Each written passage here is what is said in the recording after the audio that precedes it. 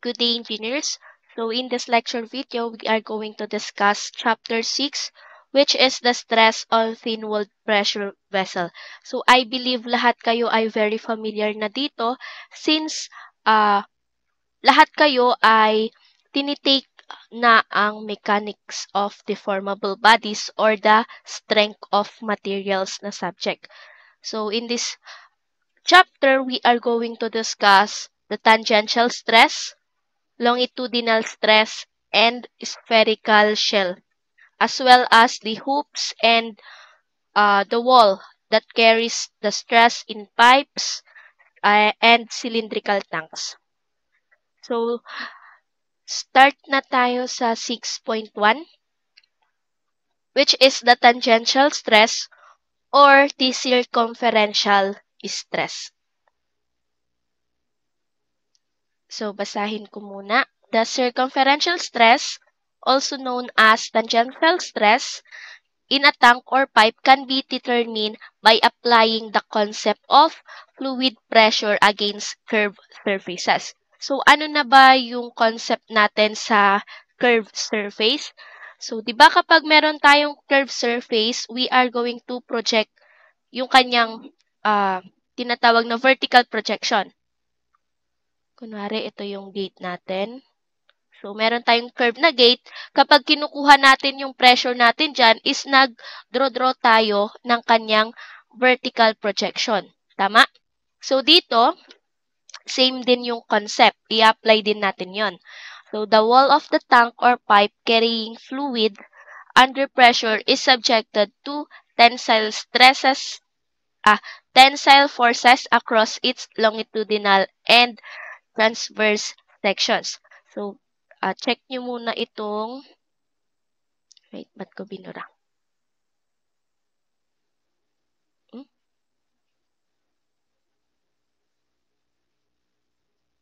So, check nyo itong tank. So, ito yung kanyang, wait, ba't yellow?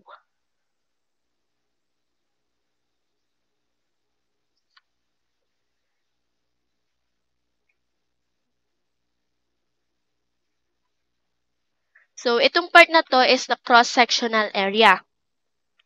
So, kapag hinati natin yan, dito, so kung makikita nyo naman yung arrow dyan sa figure natin, ang makikita nyo is this one.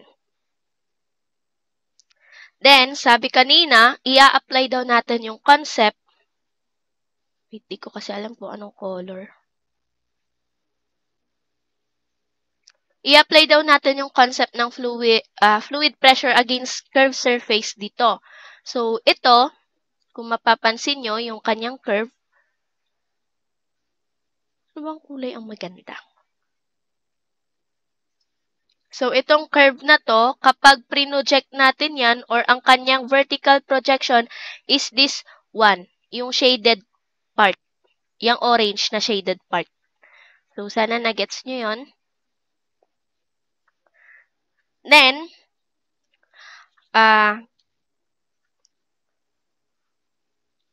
itong shaded part natin, so magkakaroon yan ng tinatawag na F or the force. Tapos, yung kanyang wall, yung tank, which is ito, itong part na to, meron tayong tinatawag na tensile forces or yung mga tidyan.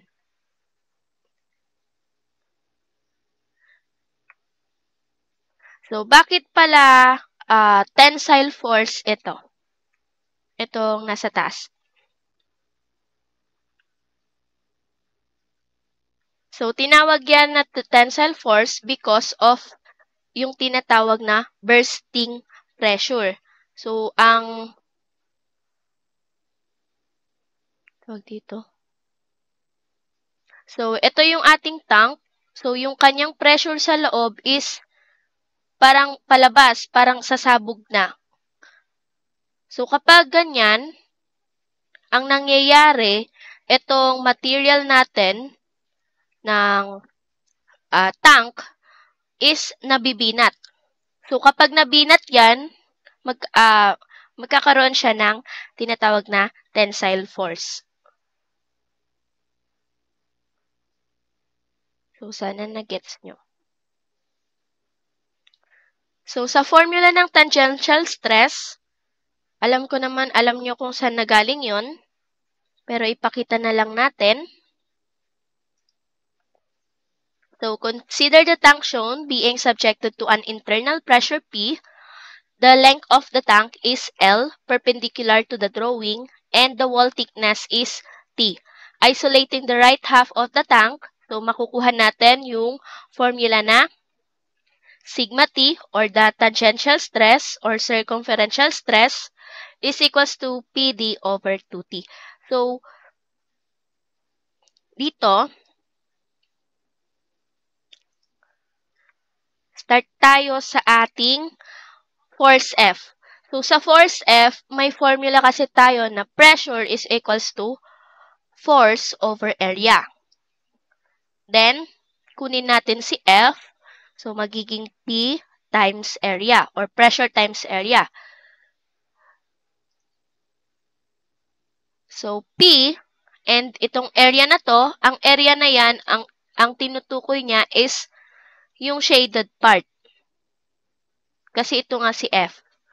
So, yung shaded part, ang kanyang dimensions is D, or the inside diameter, times L.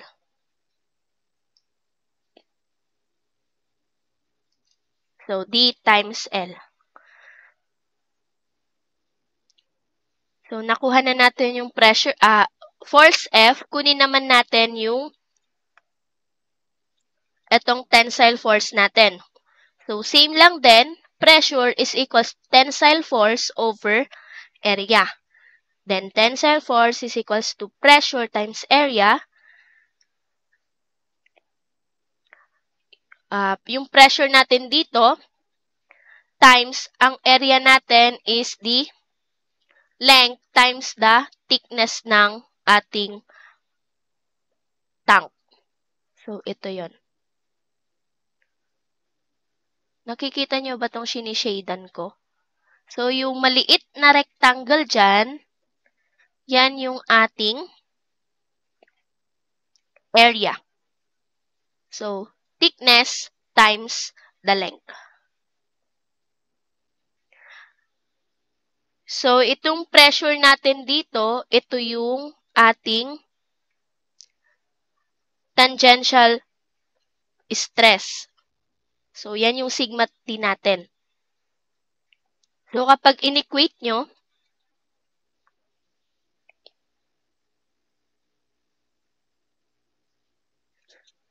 kapag pinagsama nyo yan, ang gagawin lang natin is sa summation of horizontal forces tayo. Equals to 0. So, kung titignan nyo sa figure natin, F equals 2T. So, dalawang T. Then, ang F natin kanina is P, or the pressure, times D, times L. Is equals to 2. Then, the tensile force natin is sigma T. Bina lang natin to. Sigma T, T, L. Sigma T, then T, L. So, titignan nyo, meron tayong L, both sides. So, kakancel natin yan. Then, sigma T is equals to, nakikita nyo na ba? Divide nyo lang. Wait lang, para makita nyo. Divide both sides by 2T, 2T. So, sigma T is equals to, cancel to, cancel, cancel, PD over 2T. So, dyan nakuha yung formula natin. So, kahit hindi nyo i-memorize, basta alam nyo kung saan galing yung formula, di ba?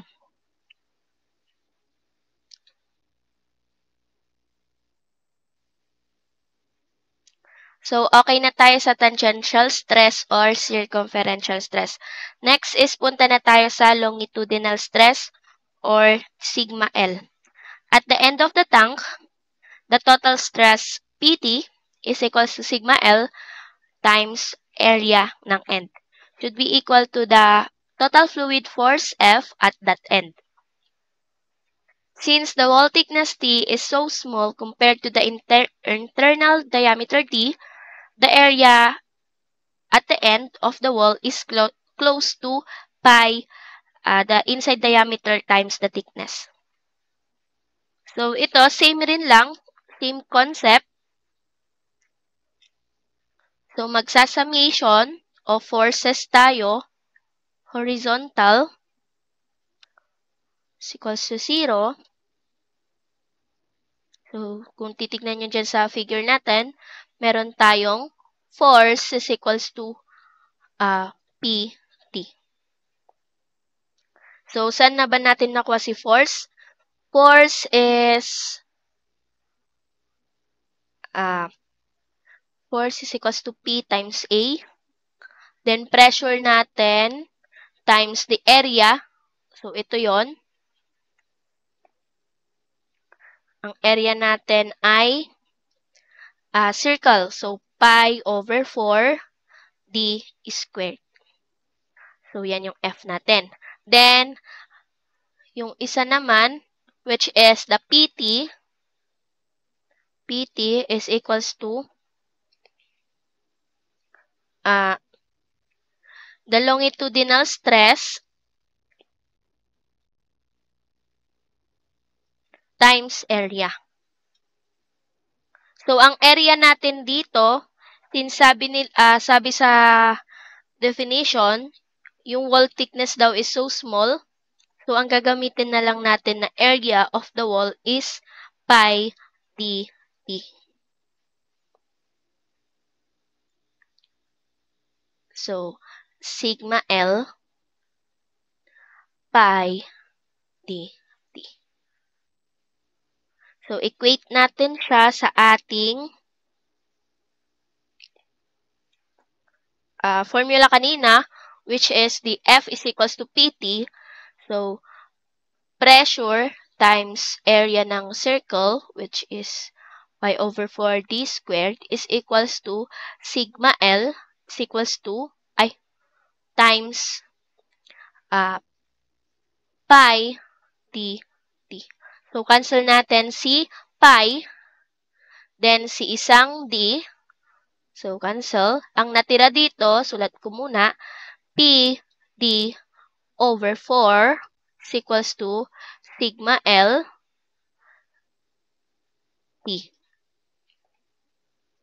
So, kapag nilipat na natin si t, magiging sigma L is equals to PD over 4T. So, dyan nakuha si formula natin for the longitudinal stress. So, alam nyo na yan.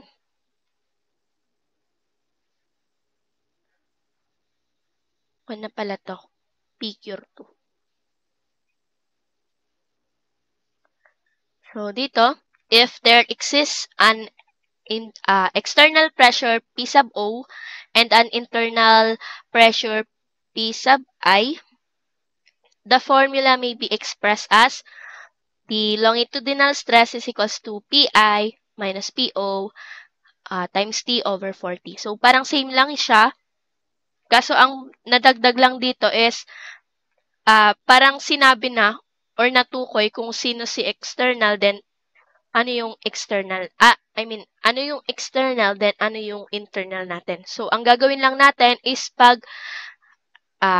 pagmaminusin lang natin sila.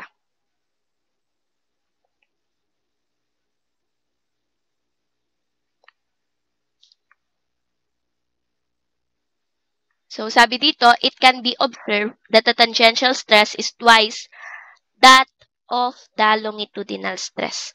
So, ano na ba yung sigma t natin? Ang sigma t natin is sigma t.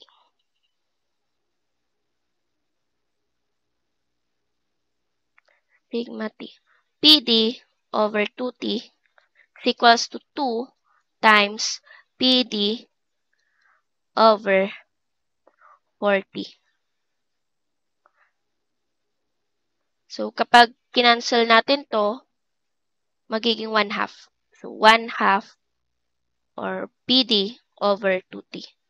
So, kapag twinize mo lang daw si longitudinal stress, yun na yung tangential stress. So, next is spherical shell. So, dito sa spherical shell, we have delta S. If the spherical tank of diameter D and the thickness T contains gas under pressure of P is equals to ano na ba yung sinabi natin dito? Internal pressure minus the external pressure, the stress at the wall can be expressed as, so sigma S is equals to PI minus PO times D over 40. So parang same lang siya sa ating longitudinal stress. So next, hoops and wall carrying stress in pipes and cylindrical tanks. So it is assumed that the wood will not resist tension. Only the hoops will resist all the tensile stress caused by internal pressure P. So ito, ang nagre-resist ng liquid pressure is the hoops. So meron tayo dito, isipin nyo na lang, parang mga plank, tapos pinagdugtong-dugtong, tapos parang tinali nila ng hoops. Nagigets nyo ba yun? So, mga planks na mga maliliit, then pinagdugtong-dugtong para makagawa ng parang tank. Then, sa pagbind nun, ang ginamit nila is the hoops. So, ito po yung mga hoops dito sa figure. Ito po. Ayan. Tapos, ito din. Hoops yan. So, ito, kinukompute natin yung S, which is the spacing ng hoops natin para malaman natin kung saan nga ba natin ilalagay dapat yung mga hoops. So, dito, meron tayong S is equals to 2 times ST, which is the actual or allowable tensile stress in a hoop, times AH, which is the cross-sectional area of the hoop, over PD. So, itong allowable tensile stress, pag minultiply natin siya sa cross-sectional area ng hoop, ito is si tensile force rin lang. So, kaya, na-formulate yung formula na ito. Diba? Kapag stress is equals to T over E. Kapag nilipat nyo, magiging T is equals to ST times E. So, yun lang din yan. Yun lang din siya. Then, eto namang T, which is the thickness of the wall. Actually, pwede din siyang maging ST is equals to PD over 2T. Then, efficiency. So, ngayon, kung papansinin nyo, yung ST natin ay equal lang din siya sa tangential stress. Ang pinagkaiba lang nila, dito kasi merong nakalagay na EFF, which is the efficiency. Ngayon yung efficiency, percentage yan. Sinasabi yan sa problem. Kapag hindi sinabi, nagiging 100 yan. So, sa tangential stress natin, kaya walang efficiency doon kasi 100 yung efficiency niya. Nagets nyo? So, yun lang naman yung pinagkaiba nila. So, next slide is itong mga meaning sa formula natin. So, meron naman na kayong copy nito. So, let's proceed na sa ating sample problems. So, ang tatandaan nyo lang naman is the efficiency. Kapag hindi sinabi sa problem, if not mentioned in the problem, assume it is 100% efficiency. Pero meron naman sa example natin, meron tayong example na hindi 100% yung efficiency niya. So, yan, 20 minutes into sa ating topic. So, let's start na sa ating sample problems. So, sample problem number 1.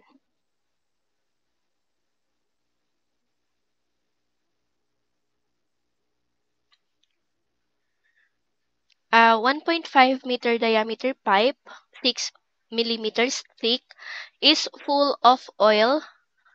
So, meron tayong binigay na SG, which is ito, under a head of 12 meters. So, determine the stress in the steel pipe. So, if it is provided with two hoops, one at the top and one at the bottom, determine the tension in each hoop due to oil. So, i-draw muna natin. Mayroon tayong pipe. So, yung pipe daw natin is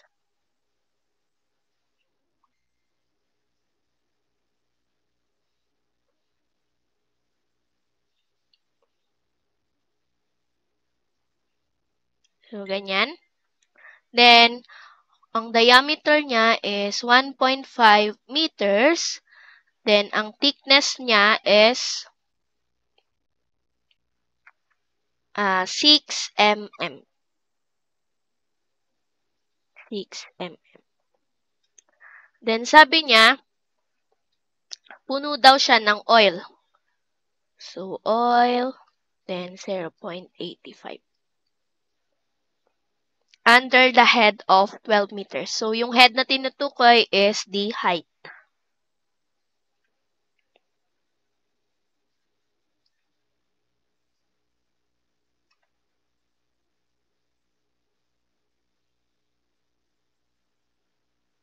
So, ang sabi sa ating problem, meron daw tayong two hoops. Isa sa taas, isa sa baba. So, kapag drino natin yan, merong ganyan.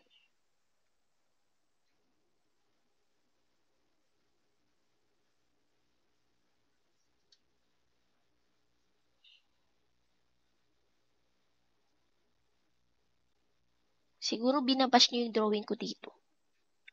Tapos, di ba tinuro ko na sa inyo kung paano yung pressure diagram ng water or ng liquid? So, ang pressure diagram nito is, wait, mag-ibang color tayo.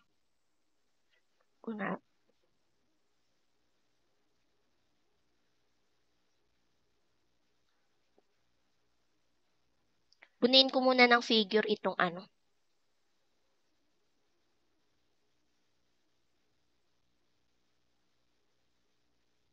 So, yan.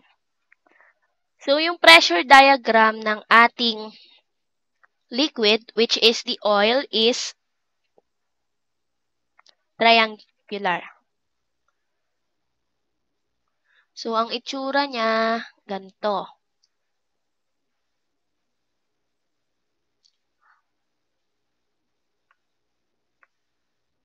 So, di ba pressure diagram? So, ganyan.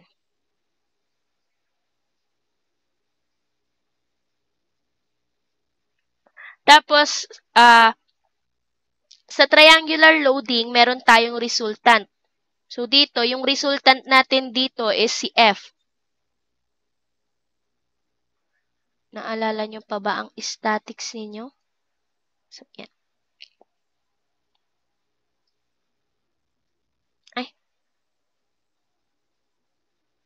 So, si F.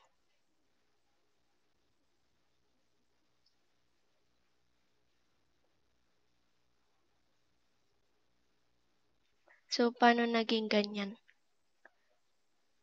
So, itong formula natin, naalala nyo yung ating pressure 2, dito na lang sa taas.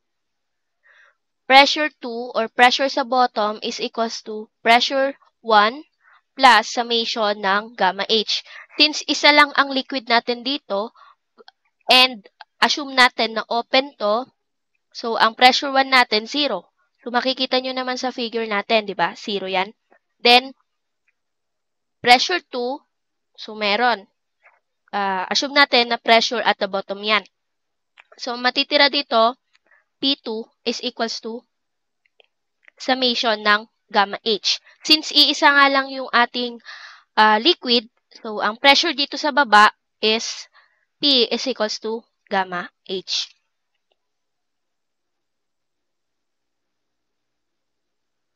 So, i-draw din natin sa ating pressure diagram ang,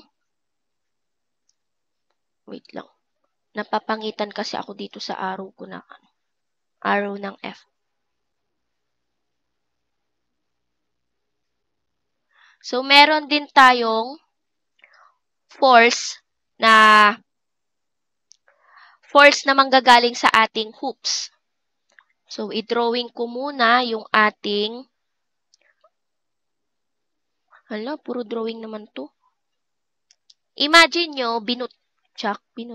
Hinati ko tong pipe dito sa gitna. So, ayan. Pag hinati natin yung pipe sa gitna, ang itsura nan is, wait lang. Kinakabahan ako mag-drawing. So, ganyan. Tapos, eh?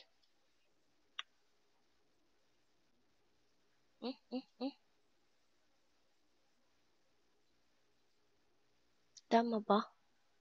So, ganyan.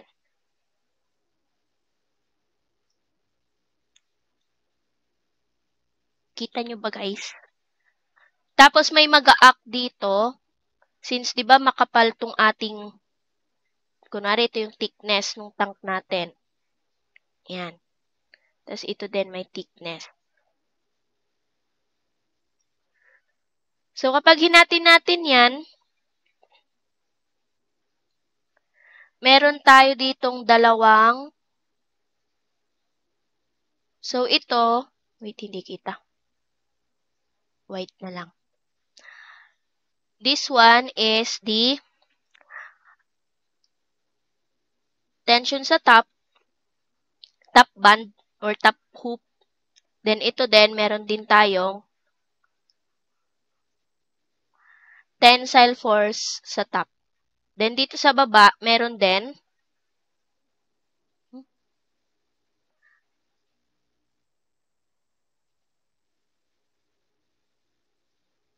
then, ito din TP.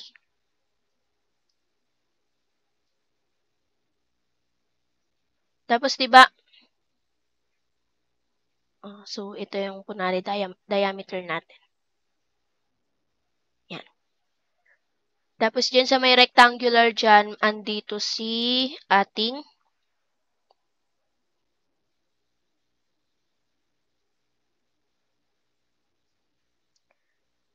so, yung force na ganyan. Sa drawing nung ano. So, meron pala tayong dalawang tensile force sa taas. So, pag ganyan, tensile. So, 2T top. And dito sa baba, 2T bottom.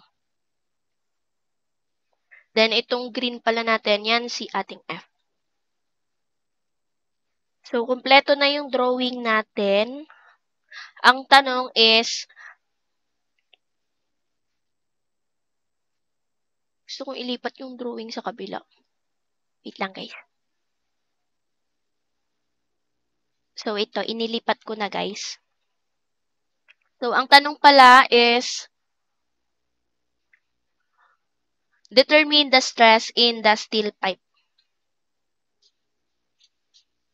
So, ang tanong sa atin dito is the tangential stress.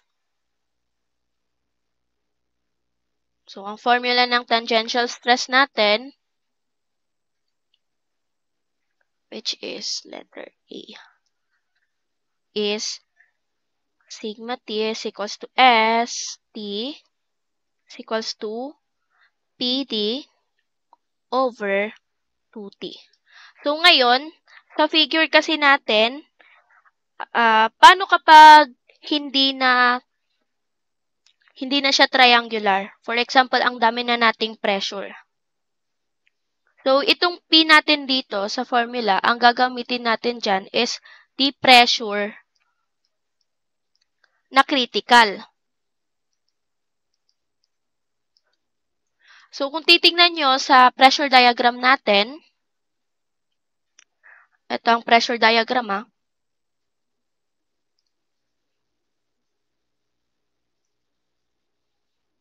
So, kung titingnan nyo dyan, ang critical na pressure ay nasa baba. Tama naman kasi mas malaki yung nasa baba. So, pressure natin, solve natin, which is P is equals to gamma H. So, ang gamma natin dito is 0.85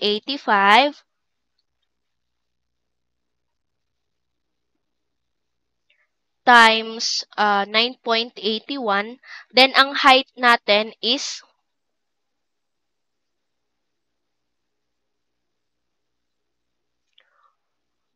12 meters.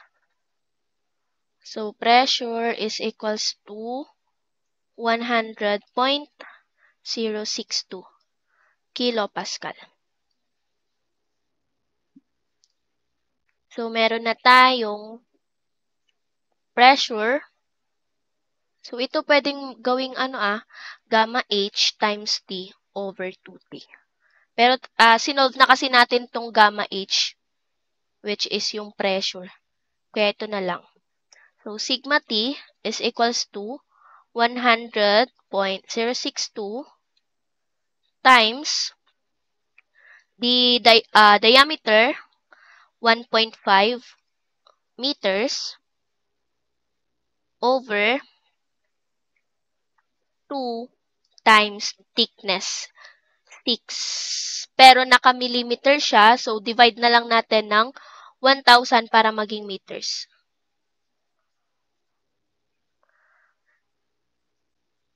So, sigma T is equals to 12,507.75 kilopascal. So, ito yung ating tangential stress.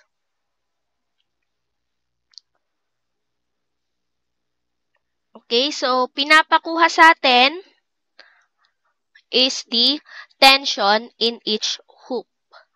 So, kung ano yung ating tension force or tensile force sa hoop natin. So, ngayon, solve muna pala natin si F. So, titingin kayo lagi sa pressure diagram, So, para makuha natin si tensile sa top or si tensile sa bottom, so, kailangan natin mag-summation of forces.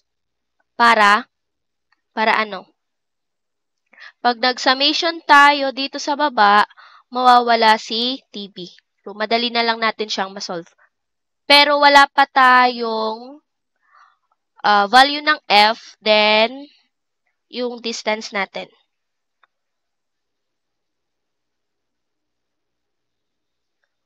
So, kunin muna natin si value ng F. Sabihin na lang natin B.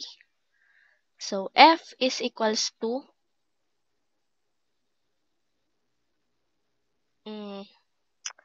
pressure sa A. So, sa pressure diagram, tingin tayo, since triangular to, 1/2 base natin, which is si gamma H, 0.062 times 12 times 1.5, which is the diameter. So, ang F na makukuha natin dito is 900.558 kilonewton. So, another solution, para marami kayong option. So, F is equals to, ano ba yung ginagamit natin para makuha natin si F? Dati. Di ba kapag nagpro-project tayo ng vertical projection? So, ano na yung formula natin? Gamma H bar A. So, gamma natin, 0.85. Wait lang.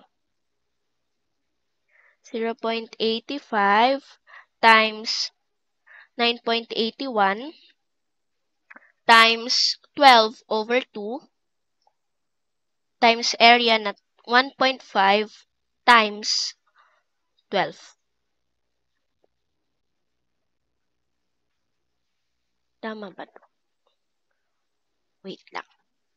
0.85 times 9.81 times 6 times 1.5 times 12.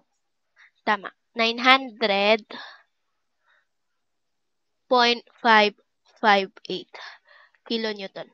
So, tingin lang kayo dito sa pressure diagram natin at magmo-moment na tayo kahit saan. Kung gusto nyo sa top, pwede rin. Kung gusto nyo sa bottom, pwede rin. So, summation of moment sa bottom na lang tayo. Is equals to 0. So, sabihin na lang natin na clockwise positive. Pag nag-summation tayo, clockwise positive, hindi na kasya. Wait lang. Ay, dapat mapanood nyo to. Baka pag sinend ko kasi itong solution, hindi nyo na maintindihan kung saan magsisimula. Guys, kapag nahihirapan kayo tumingin sa pressure diagram kasi baka malito kayo sa triangle, mag-draw na lang kayo ng straight line. Parang ganyan. Tapos, ito si 2T top.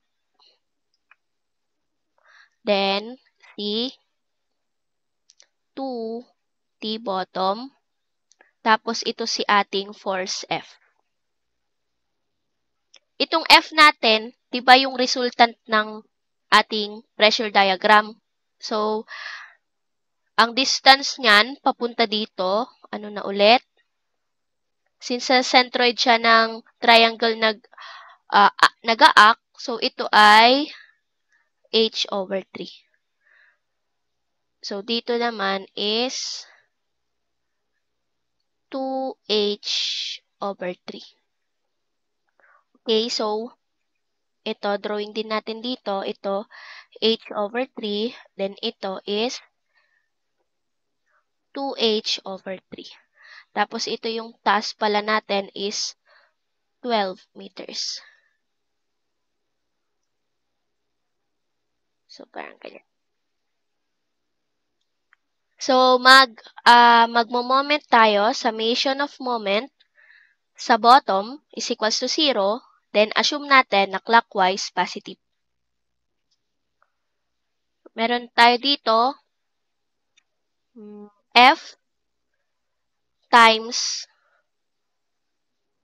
sabihin na lang natin na Z na lang muna to.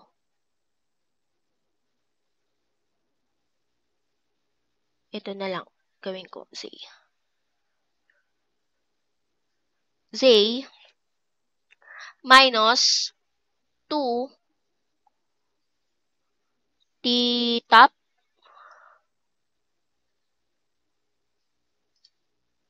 then ang distance niya is 12 which is yung height ng ating tank is equals to 0. So, nakuha naman na natin yung F, which is the 900.558 times yung ating Z, which is sabi nga natin kanina, ang Z natin is H over 3. So, 12 over 3 is equals to 4. 4 meters.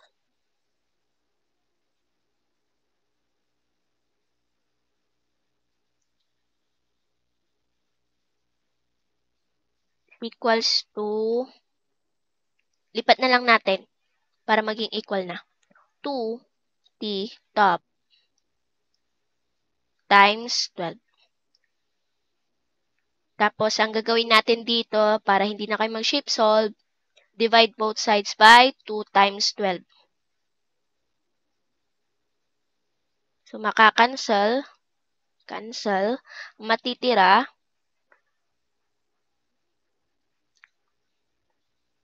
yung tensile force sa taas,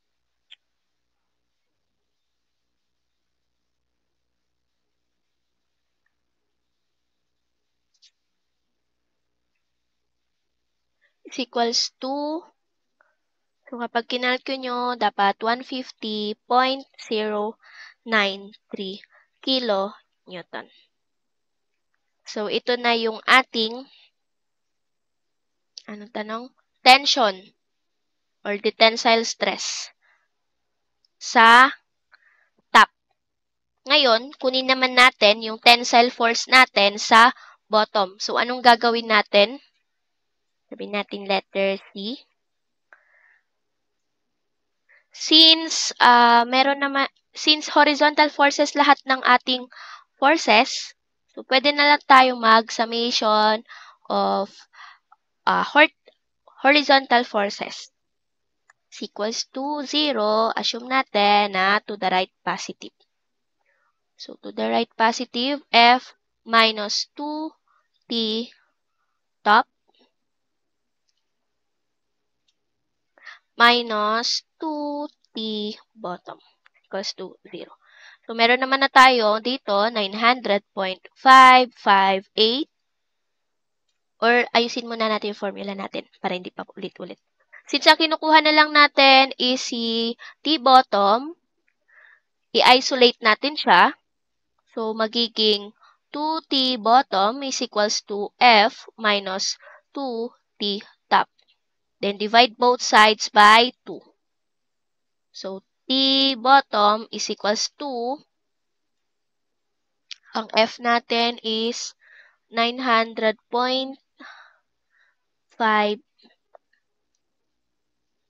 Wait lang. Ang hirap magsulat dito sa dulo.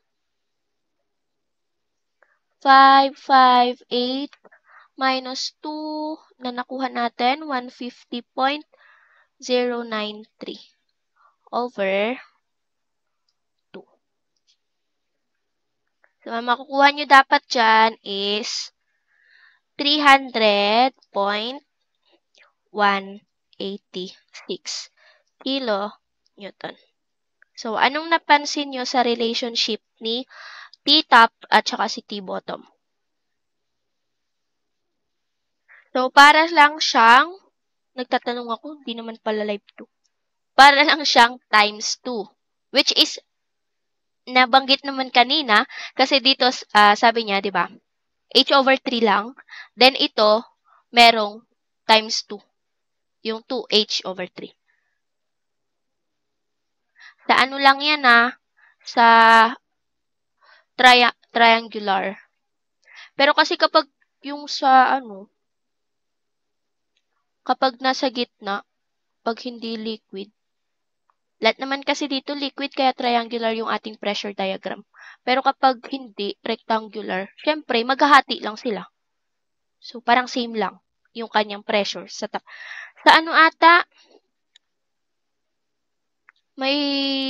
kung nag-example kayo dun sa shear and bending moment. So, makikita nyo yun. Okay, so, tapos na tayo sa number 1. Wala, 44 minutes na. So, tama ba? So, mag-proceed na tayo sa ating number 2. Number 2. Ito medyo mahaba yung kanyang process. Pero nakaka-enjoy to. Favorite ko na example to eh. So, a cylindrical tank, 12 meters in diameter, and 19 meters high, contains 10.3 meters of oil, 0.8 yung kanyang S3, 6.5 meters of water and 2.2 meters of mercury. The tank is provided by steel hoops at the bottom and at the top. Determine the total normal force acting on the wall of the tank and the tension in each hoop. So, parang ganun din yung tinatanong, total normal force, at saka yung kanyang tension sa dun sa dalawang hoop. So, dito, ang pinagkaiba lang sa problem kanina ay iba't ibang liquid na yung nandito sa sample problem number 2. So, i-draw natin. Meron tayo ditong tank.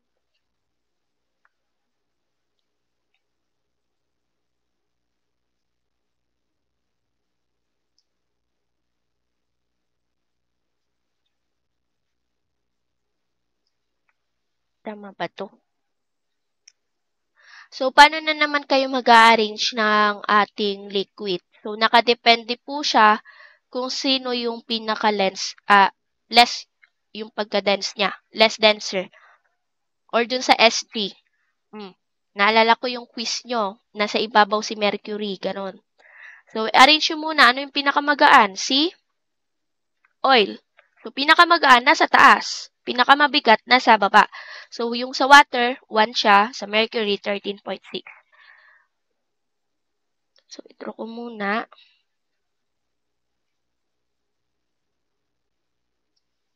Hg na 13.6.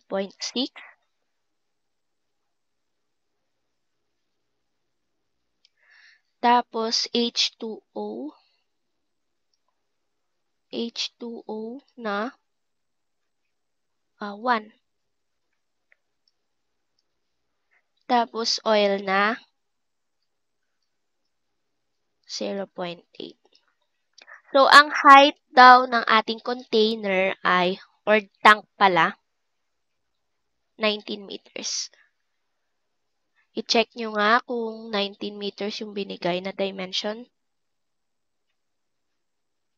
So, itong sa HG natin is 2.2 meters. Then, ito naman is si 6.5 meters. Then, 10.3 meters. So, kung papansinin nyo, pag pinagsum nyo yan is 19 meters. So, saktong-sakto lang yung mga height ng water dun sa height ng cylindrical tank natin. So, paano kapag ang binigay ko sa ating quiz is 12.3 meters? Yung ating oil. So, anong mangyayari? For example to, magiging 12.3 meters. So, ang magiging sum na ng ating liquid ay ilan na? 21. Tama? Pero sabi, ang tank lang natin, 19 meters high. Anong mangyayari? So, ibig sabihin, matatapon na yung nasa taas. Tama? So, kapag natapon na yung taas, edi malamang, wala na, natapon na. Ang mag-govern pa rin dito is kung ilan yung height ng ating tank. So, hindi pwedeng ipagsiksik nyo dyan yung 12.3. Tama? So, sa tank pa rin kayo magbe-base. So, lagi nyo munang i-check. Baka kasi gawin kong panglito yon. Baka lang naman. Pero alam nyo naman ugali ko. 12.3 meter. Ay, 12.3. 10.3 pala. So, lagi nyo i-check po yung ating mga height ng water. Kung tutugma ba siya sa height ng container. Pero ang mag-a-adjust talaga is yung water. So, kapag natapon, wala na, natapon na. 19 meters nga yung container mo eh. So, sana na-gets yun na. Then, diameter natin, which is 12 meters. So, i-draw natin yung kanyang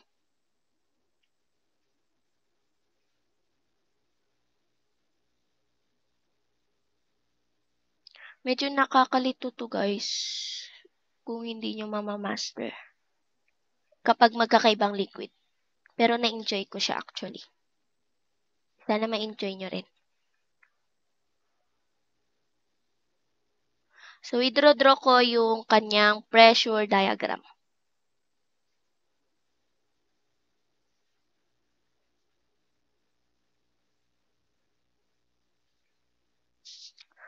Ang pressure diagram na nito is hindi na simpleng triangle lang. Bakit? Kasi nga, iba't iba na yung kanyang liquid. So, simulan natin sa ating oil. Yung oil natin is triangular. Then next, yung triangular na yan, hanggang baba,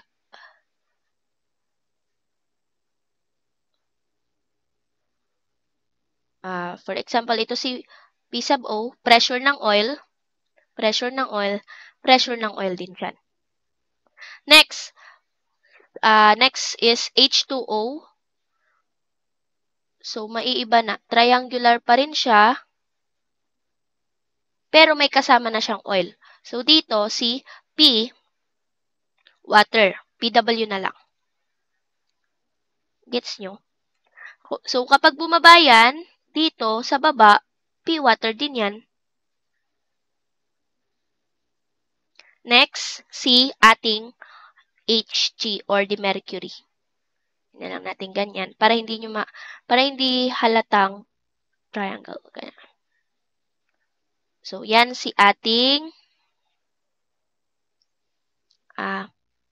P sub Hg. Masyado nang maliit. Wait lang. Nalilitan. Ay! Nakakaduling. Ang liit. Hmm? Hmm?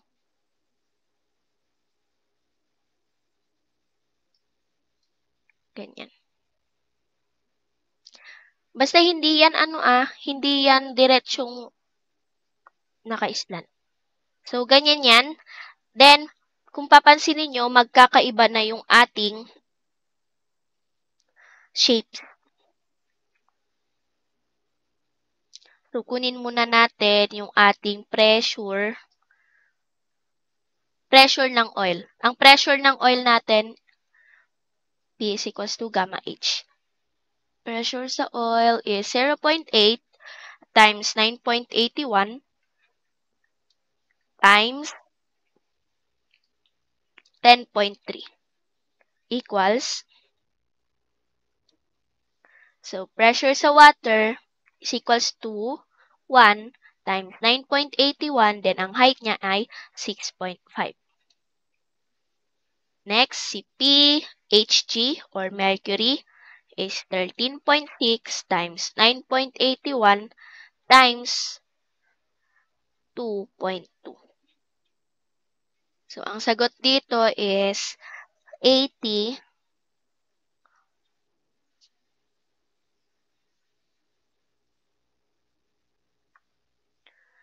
80.834 kilopascal.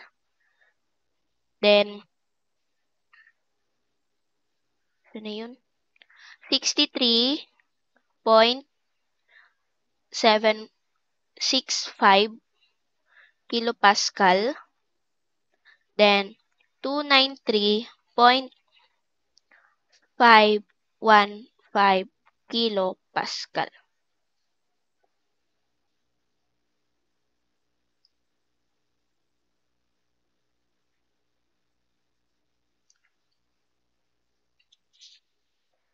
Tapos, ang tawag dito? So, may mga force yan bawat shape. So, dito, pwede nating gawing, so, ilang shapes ang nakikita nyo. Ano pa bang color ang maganda?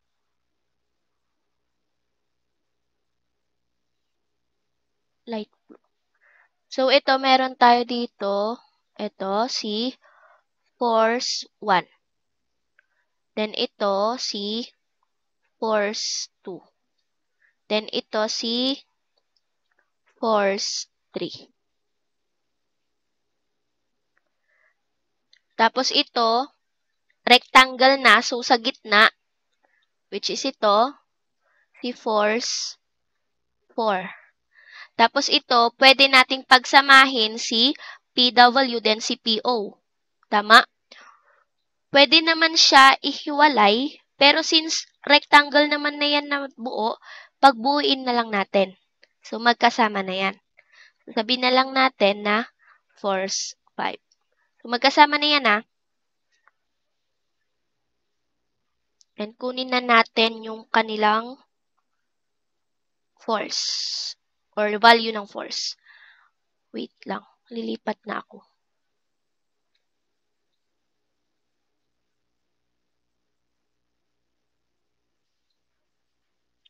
So, ito yung ating pressure diagram kanina. So, ang kukunin na natin na next is yung mga value ng forces. So, kung titignan nyo sa force 1, so meron tayong P sub 0 or the P oil pala. So, ngayon, magkakaroon kasi tayo ng sinasabing total normal force. So, ito kapag pinag-add nyo yan lahat.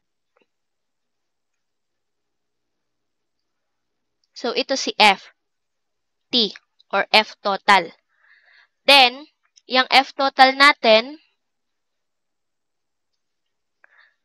F total is equals to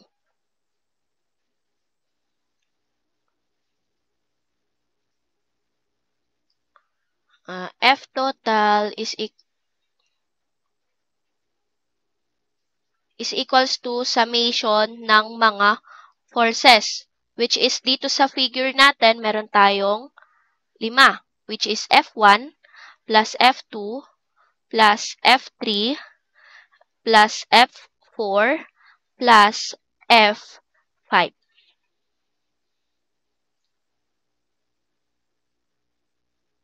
So, ngayon, tawag dito, kunin na natin si F1. Sa F1, meron tayong, dito natin kukunin yan. Wait, paano ba? Oops. So, itong isi-shade ko, tingnan nyo Meron tayong triangular. So, sa pagkuha ng ating resultant sa triangle is 1/2 times base. So, ang base natin dito is, ang base natin si PO or si P oil. So, 80.834. Nakuha natin to kanina Then, ang height niya, di pala nakasulat yung height. Anong height nito? 10.3. Ito is 6.5. Then, ito ay 2.2.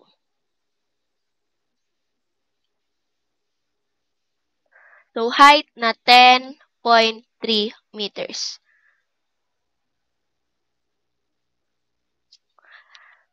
Tapos, yung kanyang diameter, which is 12 meters. Next, F2. Sa F2 naman natin is 1/2. Papansinin nyo, itong part na to, ito, yan. Yan ang F2 natin. What if iba't ibang color? Malilito na kayo. So, PW is 63.765 times the height na 6.5, then yung diameter natin na 12. Next, F3. So, sa F3 natin, ito yon. Ito. Kulay-kulayan nyo na lang yan sa notebook nyo. So, 1/2, triangle ulit. 1/2 times 293.515 times height na 2.2 times 12 na diameter. Next, F4 equals to, yung shape natin, madali na. Rectangle na yan. So, meron tayong P sub 0 yung F4, di ba? So, 80.834 times 6.5 times yung 12 na diameter. Next, sa F5. Sa F5 naman natin is dalawa. So, itong buong ito. Yan. Yang buong yan. Yung F5 natin. So, meron tayo dito si PW, then si PO. So, ano gagawin natin? Ipag-a-add natin. So, 80.834 plus 63.765 times height na 2.2 times yung diameter na 12. So, sulat ko lang. Paki-double check na lang kapag magsusulat kayo 541 kilonewton. 2486.835 kilonewton. 38,740. I mean 74.398 kilonewton. 63. Sabihan nyo na lang ako kapag may mali dito. Pero, dinouble check ko din to sa Excel Kasi ang haba nito kapag ikakalkyo nyo. Then, 3817.414 kilonewton. So, ang tanong sa problem natin is the total normal force. Ang total normal force natin dito is the FT. Sabi ko nga kanina, yung FT is the summation lang nung buo. So, sa solution nyo, pwede na lang ganyan. Then, FT is equals to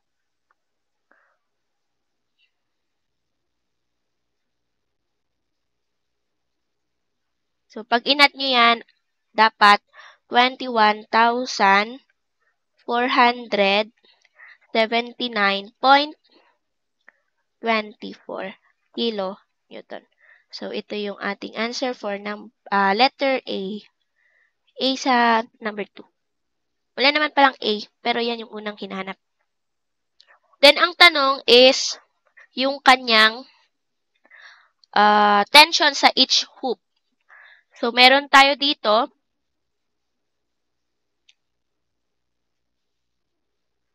So, dito, dalawa ulit. Alam nyo na kung bakit dalawa yan Sinabi ko na nung kanina. So, meron tayo dito 2 tension sa top. Then, 2 tension sa bottom. Pero bago natin makuha yan, kailangan muna natin makuha yung distance ng FT natin. Which is kapag dito, sabihin na lang natin siya yung Z. Kapag mag-moment tayo sa baba.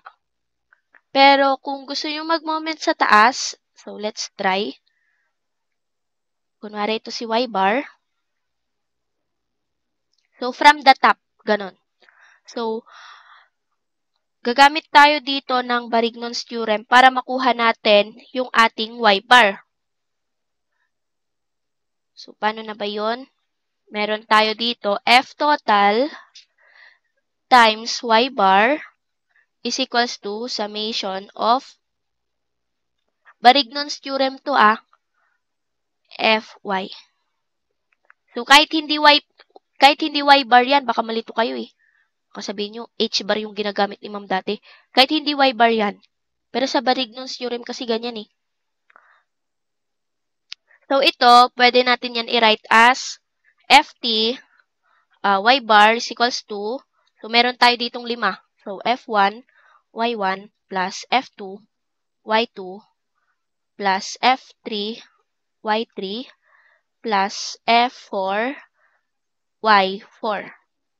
Or, para mas simplified, so Y bar is equals to summation ng Fy over Ft. Pero dapat, since dito, sa ating figure is from the top, lahat ng mga Y1, Y2, Y3, Y4, then Y5 natin is manggagaling sa top. Okay? Pero kung gusto nyo naman na si Zay, o di kuha din kayo, Z1, Z2, Z3, Z4, Z5. Ganon. Pero yung Z natin is from the bottom na. So, kumbaga, dito sa,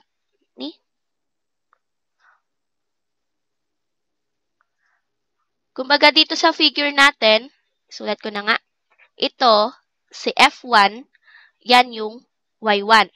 Sa F2, ito si Y2. Pero kung gusto nyo, from the bottom, sa baba kayo manggaling, dito, kunin nyo, yung F1 to bottom, siya si Z1. Nagets? Kasi Z yung pababa natin. Ito. So, yun na din. Magiging Z is equals to summation ng F Z over Ft. So, parang ganun na yon. Hala, sana nagigets nyo ako Pero pwede naman itong gagawin ko. So, meron na tayo ditong Y2. Then, next si Y3. Kailangan nyo na ng makukulay na pen dito sa topic na to. Y3. Then, si Y4. Binalang natin dito. Y4. Di mabasa. Y4. Then, ito si Y5.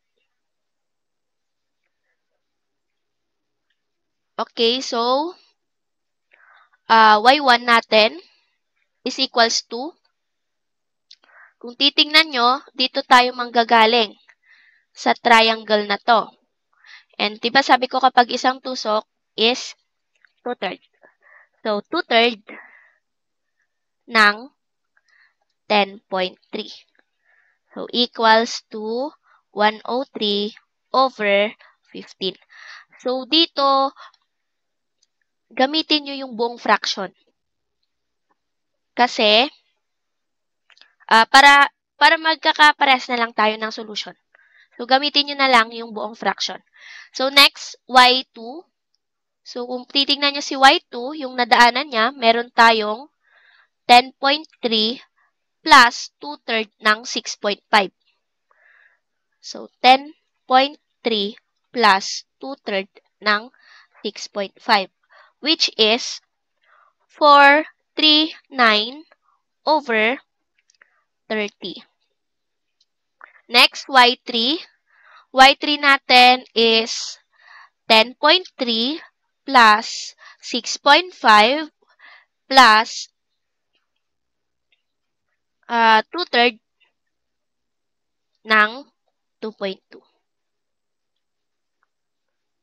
So, 274 over 15. Next, Y sub 4.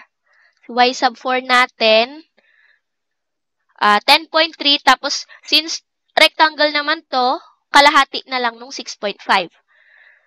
So, 10.3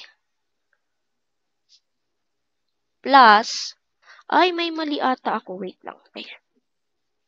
10.3 plus 6.5 over 2.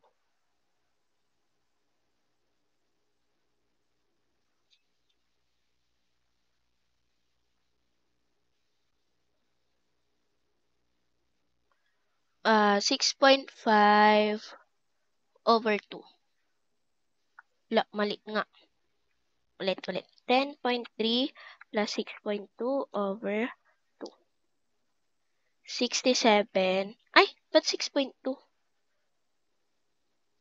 Hala, wala. Namali yung solution ko.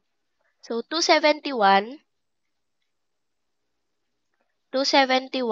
over 20. Next, y sub 5 is equals to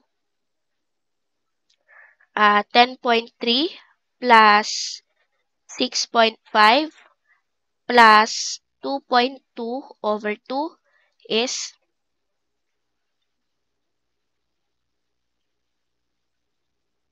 179 over 10.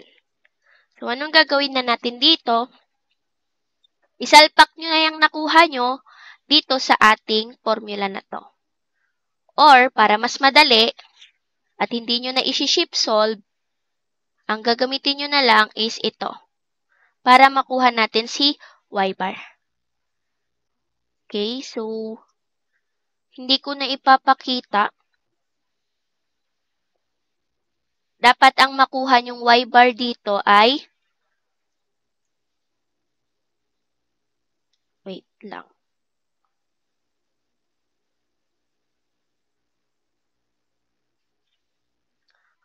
Y bar is equals to 13.745 meters. So, ito is from the top. Kasi makikita naman sa figure, di ba? From the top yung y bar natin. So, yan yon. So, makukuha na natin dito yung ating, pwedeng hindi nyo na i-drawing tong i-drawing ko. Kasi parang same lang din. Pero para mas makita nyo kasi ng mas malinaw. So, 2 TB. Then, 2 T-top. Then, ito si ating force F, which is yung nakuha natin kanina. Tapos, yung nakuha natin dito na Y bar. So, para makuha natin, parang kanina lang, yung ating, tawag dito, ating tensile force sa top or sa bottom, magsa-summation moment tayo. Since ang meron tayong distance is papunta sa top, so mag-moment tayo sa top.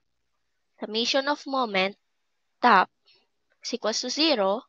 So, assuming that clockwise is positive. So, 2 TB, ito pala ay 19. 2 TB times 19 minus F times Y bar is equals to 0. So, 2 TB 19 is equals to, lipat natin sa kabila. F natin is 214. FT ito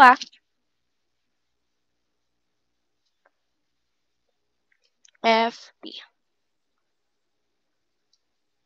21479.24.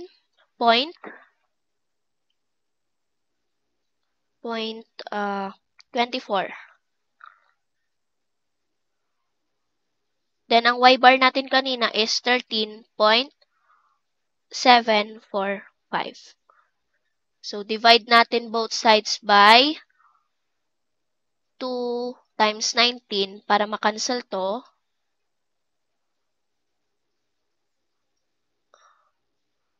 So, TB is equals to, wait, double check ko. 21479.24 times 13.745 over 2 times 9. 7769.267 kilo Newton. So, ito yung ating tensile force sa ating bottom. So, next, since meron na tayong value ng bottom natin, magsa-summation na lang tayo ng mga horizontal forces. So, equals to 0, assuming that to the right is positive. So, F minus 2 T top minus 2 T bottom equals to 0. F natin, which is yung FT, is 21,479.24 minus 2T top minus 2,7769.267 is equals to 0. So, kayo na bahala kung paano nyo ililipat ang tension force natin or tensile force natin sa top is 29. Wait, double check ko. Lipat si 2T. So, 21,479.24 minus 2 times 7769.267 over 2970.353. 2970.353 kilonewton. So, meron na tayong tensile force sa top, then tensile force sa bottom. Yung ano yan tension force ng mga hoops. Okay, so sana na-gets nyo yung part na yan. Mahaba lang siya, matrabaho lang siya, pero kung itratry nyo, isolve, madali lang siya. So, challenge ko sa inyo is, wag yung gagamitin yung from the top. Try nyo gamitin from the bottom. So, kunin nyo yung mga distance from the bottom. Malamang, since dalawa na yung tuldok ng ating triangle, yung mga 2/3 dito magiging 1/3 na. So, ganun. Try nyo isolve yon using from the bottom. And dapat, same yung sagot na lalabas. So, kung hindi man same, basta malapit. Like the decimal points lang ganun. So, okay na tayo sa example na to. Punta na tayo sa example number 3.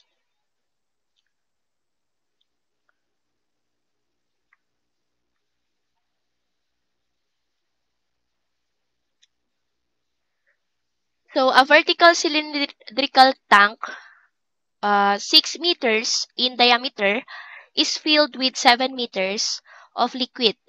So, 1.03. So, binigay na lang yung SG ng liquid. Hindi naman sinabi kung anong liquid yan. Pero 1.03, alam nyo na, seawater. So, the tank is bound by flat steel bands, 50 millimeters wide by 6 millimeters thick, whose allowable stress is 110 megapascal. So, determine the A, bursting pressure, B, tensile force of the steel bands, C, spacing of the bands near the bottom of the tank.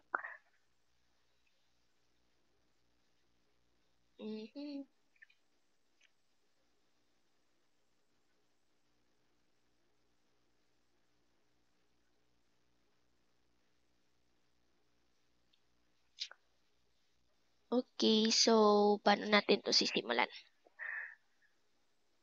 Drawing muna natin, meron tayong tank.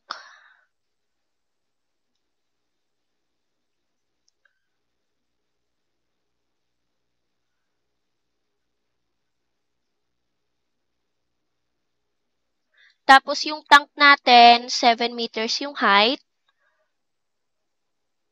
Then, 6 meters yung kanyang diameter. Lagyan nyo lagi ng D kapag diameter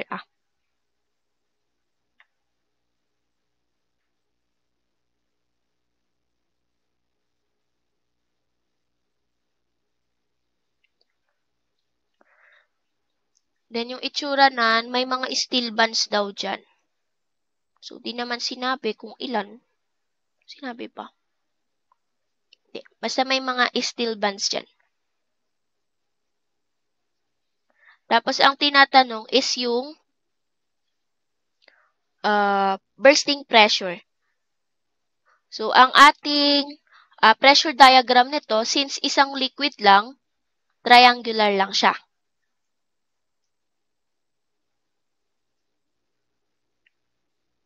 So, dito na lang. Kunwari, yung tubig natin nasa loob na para makita nyo rin. So, yung ating liquid dyan is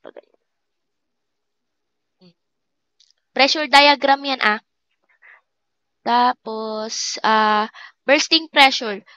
Sino ang magkukos ng pagka-burst or yung bursting pressure? Malamang yung ating pressure sa bottom. Kasi doon yung pinakamas malaking pressure. Kung yung pressure sa bottom is yung pinakamalaki, so ang tawag natin din na iba dyan is, wait lang, sulat ko muna. Yung steel band natin is 50 mm by 6 mm.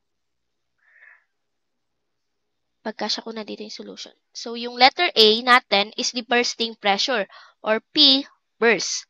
Ngayon, sa figure natin, sa baba, yung malaki yung pressure. So, equal din siya sa P bottom.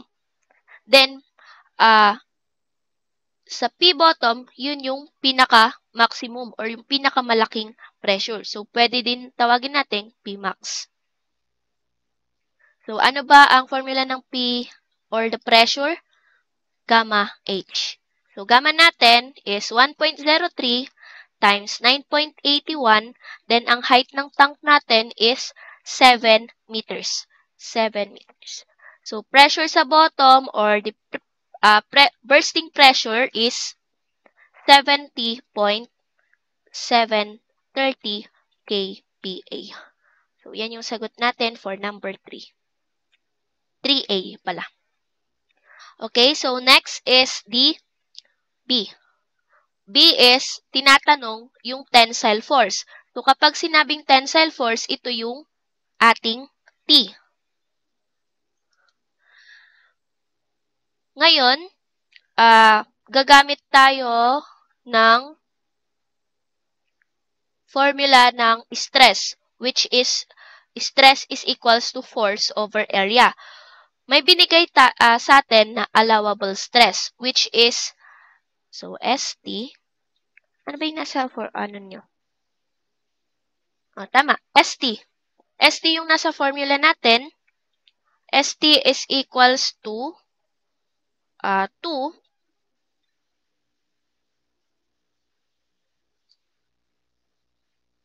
ay, iba na pala yung tinitignan ko. Sorry. ST is equals to T over A. So, itong A is the area ng band natin. Then, ito naman yung tensile force na hinahanap.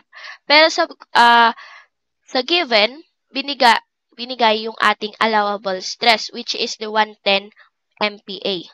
So, 110 MPa. So, kapag in-equate natin yan, magiging T is equals to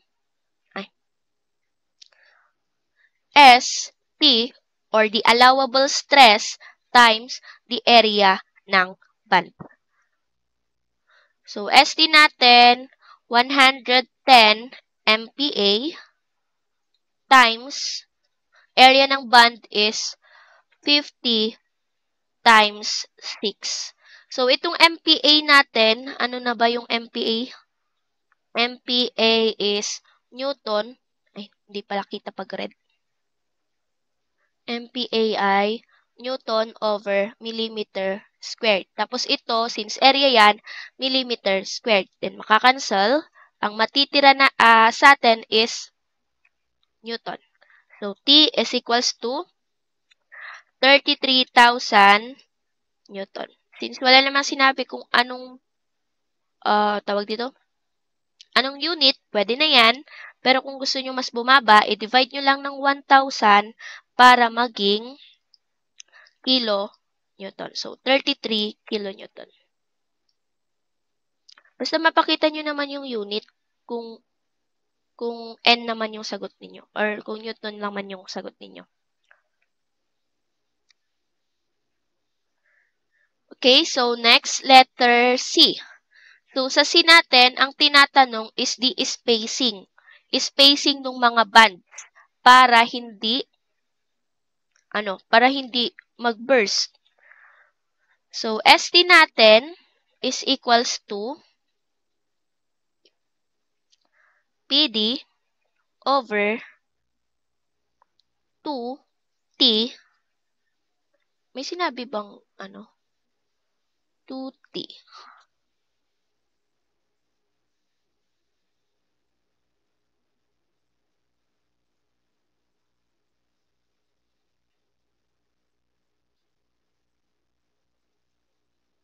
Wait, ST pala is allowable stress. S is equals to 2ST or the allowable stress, then area ng band over tawag dito, PD. So, ito is, alam natin kanina na yung tensile force. So, S is equals to 2T over PD. So, meron tayong tensile force na nakuha natin kanina, 33 kilonewton over P natin, which is yung ating P maximum, 70.730 kPa. So, kPa is kilonewton over meter ito kanina, di ba? So, meter squared. Times yung diameter natin na 6 meters. So, cancel, may matitirang isa. So, spacing natin is 0.156 meters. So, yan yung sagot natin for number 3.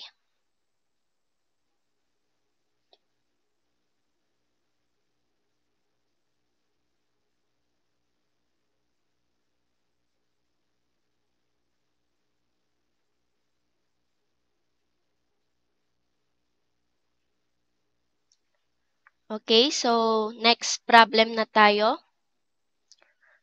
Number 4.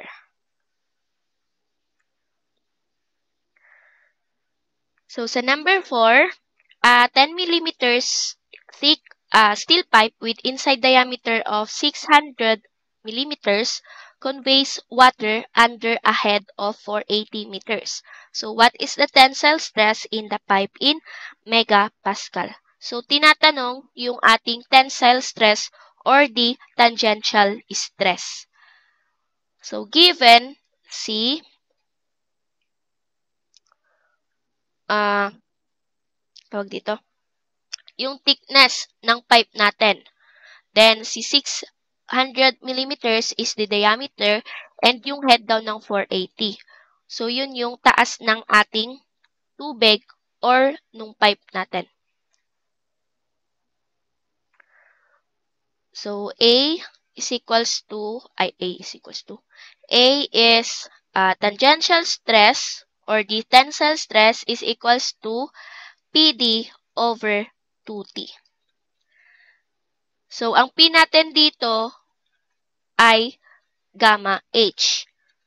So, pwede nating isalpak gamma H times D over 2T.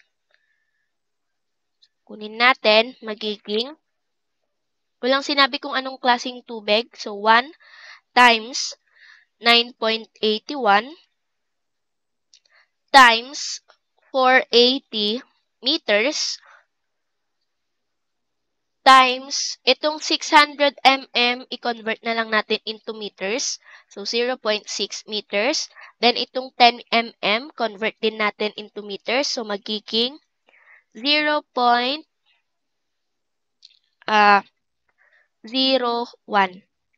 Tama ba? Meters. So, magiging 0.6 over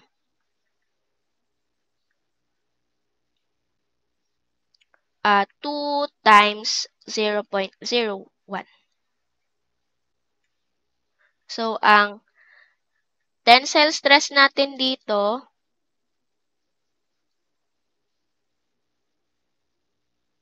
wait lang,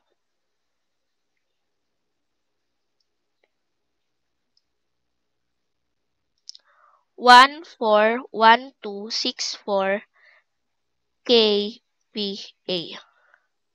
Paano naging kPa yan? Kasi ito ay kilonewton per cubic meter. So, ito meter, then ito meter. So, since pinapakuha in MPa, i-divide lang natin yan into 1,000. So, ang tensile stress natin dito is 141.264 megapascal. So, ito yung sagot natin sa letter E. So, next is letter B. So, sa letter B, ang tanong, what is the stress? So, stress in the pipe wall if the head is increased to 500 meters of water. So, parang same lang siya sa kanina, pero take note, sinabi, increase to 2. Kapag sinabing 2, na-increase na yon sa 2. I mean, yung dating 480, na-increase na yan to 500 daw. Pero kapag sinabing by, paano pag sinabing by? Yung 480, dadagdagan mo pa ng 500. So, maliwanag ba? So, sana alam nyo na kung paano i-identify or paano mag-identify ng problem na ganito. Pampalito talaga to sa board exam. So, hindi lang sa akin na. So, increase to and then increase by. So, parang same lang yan. I mean, hindi same. Pero yan yung panlito sa board exam. So, yun lang. Since sinabi naman sa atin is increase to, so yung 480 gagawin lang nating 500. So, parang same lang na same, tawag dito, same solution. So, B is equals to, B is tensile stress is equals to P D over 2T.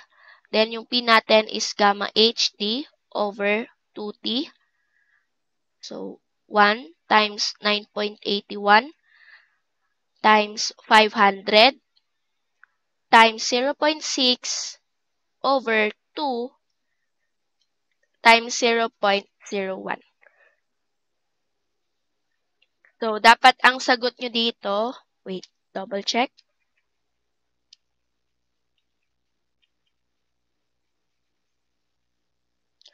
Uh, 147,150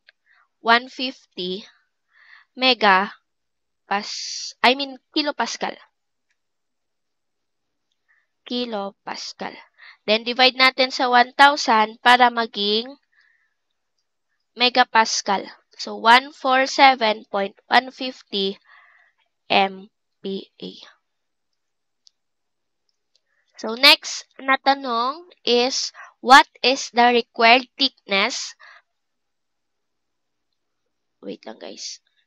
What is the required thickness under a head of 500 meters if the allowable tensile stress of the pipe is 118 megapascal? So, assuming that the joints are 80% efficient. So, actually, parang ganung solution rin lang.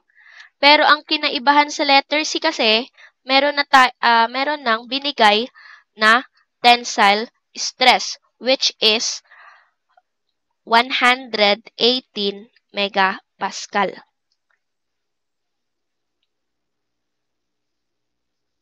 So, ang gagawin natin dito, yung formula natin kanina, which is the sigma T is equals to PD over 2T. Pero ang kinaibahan is may nilagay lang na efficiency. Same lang to ito kasi 100% na yung kanyang efficiency kaya hindi na nilalagay. Pero kapag original na formula talaga, yung merong efficiency. So, ang pinapakuha, yung thickness. So, equate natin yung ating formula, T is equals to PD over 2 sigma T efficiency. So, ang P natin is gamma H. So, gamma H T over 2 sigma T efficiency. So, gamma natin is 1. Ang gagamitin ko pala dito is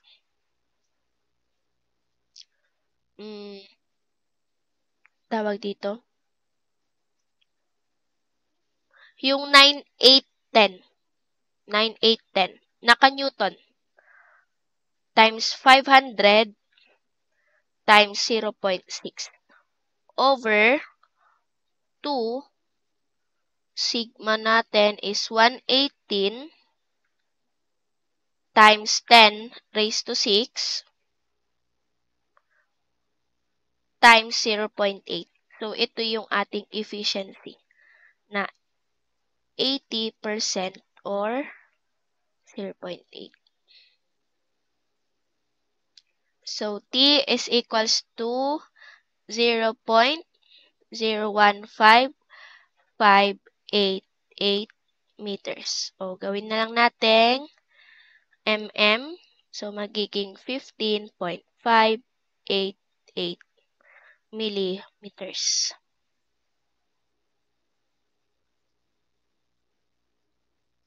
Baka di nyo makita yung point dito.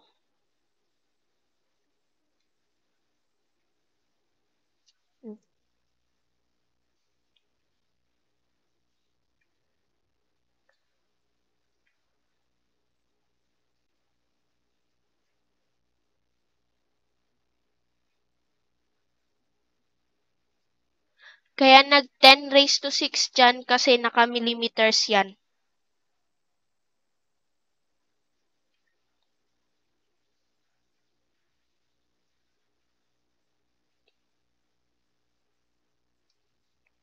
So, yung 118 kasi naka-Newton per mm squared. So, para makuha is meters. So, lahat ginawang meters. Kaya nag-times 10 raised to 6 tayo dyan. Okay, so last problem.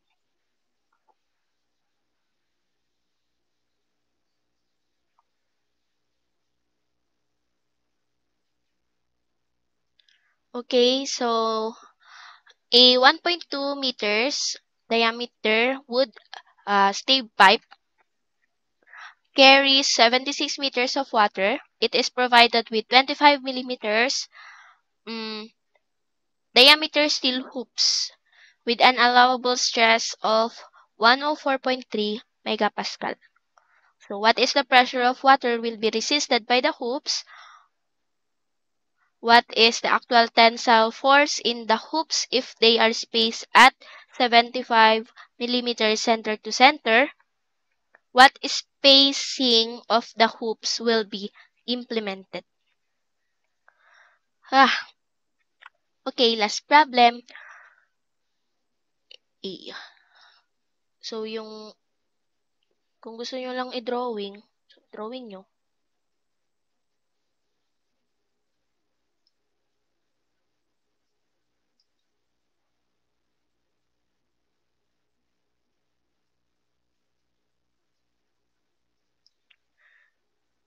So, diameter is 1.2 meters. So, letter A. Pressure daw ng water na i-resist ng mga hoops. So, ang tinatanong lang dyan is pressure sa bottom. Since ganito yung pressure diagram natin, di ba? Rectangular. So, mas malaki yung pressure natin sa bottom. Kaya yung pressure sa bottom lang. PB is equals to gamma H.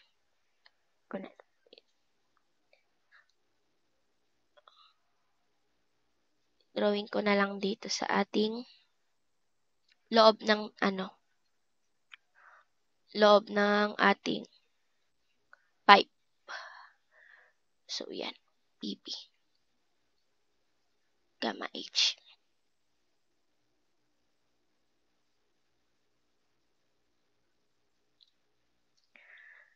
So, 1 times 9.81 times height na 76 meters. Kung nilagay yung dimension. So, 745.56 kPa. So, yun lang.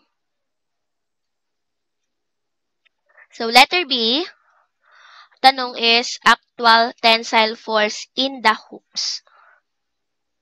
Tensile force. So, yung ating T.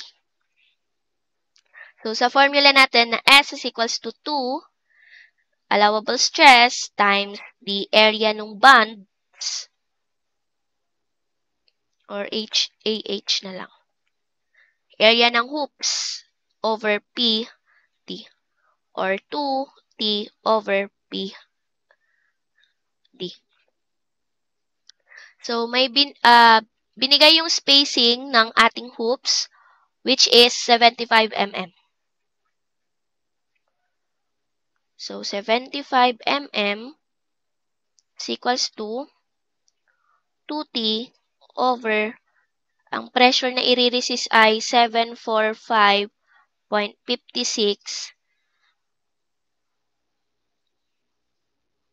times diameter na 1.2. So, itong 75 natin na spacing ng hoops, naka-mm. So, divide lang natin siya sa 1,000 para maging meter. Kasi ito ay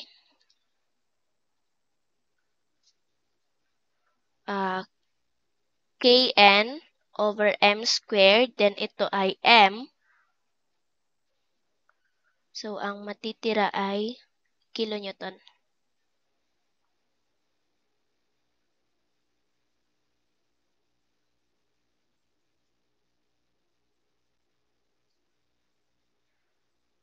So, T natin dito, 33.550 kilonewton. Okay, so letter C, spacing daw ng hoops. Ito kanina, binigay na 75 mm na, ang tawag dito? 75 mm na spacing. Pero paano pag sinabi na ang allowable stress lang dapat natin is 104.3? So, ang formula natin is same lang. S is equals to 2. The allowable stress times the area ng hoops over PD. So, S natin, yung hinahanap, 2 times ST or the allowable stress, 104.3 MPa. So, ta-times lang natin ng 1,000 para maging kPa. Then, yung area ng hoops natin, ang hoops natin is 25 mm diameter. So, kapag binigay si diameter, so yung area niya is circular. Pero yung sa isang problem kasi kanina, ang binigay, flat steel bands. Yung dun sa problem number 3. Kaya ang area natin is, so base times height lang. So, pi over 4 times 25 over 100 1,000 pala, squared. So, bakit dinivide sa 1,000 yan? Kasi ito, naka-mm. So, over pressure na 745.56, so kPa, times 1.2. So, lagay ko lang yung mga units. So, ito, since dinimes sa 1,000, naging kPa na. Then, ito naman is meter squared. Ito, kilonewton per meter squared kasi kPa and meter.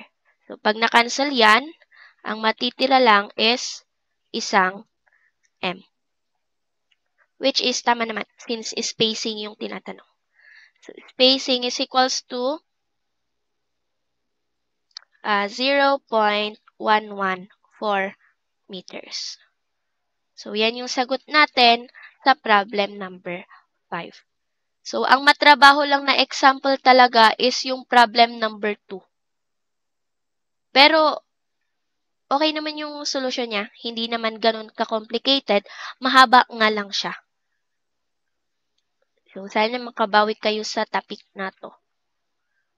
So, yun lang naman yung ating mga sample problems. So, thank you for watching, guys. Paki-comment done watching your name and your section. If may questions kayo, please mag-message kayo sa mga group chats natin. Huwag po kayong mag-PM kasi natatambakan yung mga PM. So, yun lang. Bye, guys.